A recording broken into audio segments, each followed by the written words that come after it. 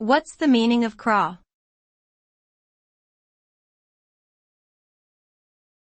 Craw.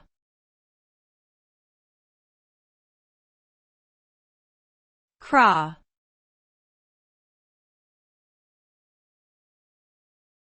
Craw.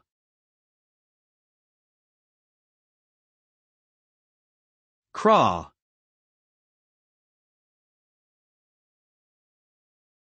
Craw can have several meanings depending on the context, but it is commonly used to refer to the crop or stomach of a bird or animal, especially those used for food.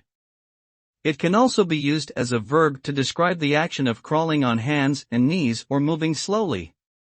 When used in this sense, it often implies a struggle or difficulty in movement. Overall, craw is a versatile word that can convey both physical and figurative meanings related to digestion, movement, and effort.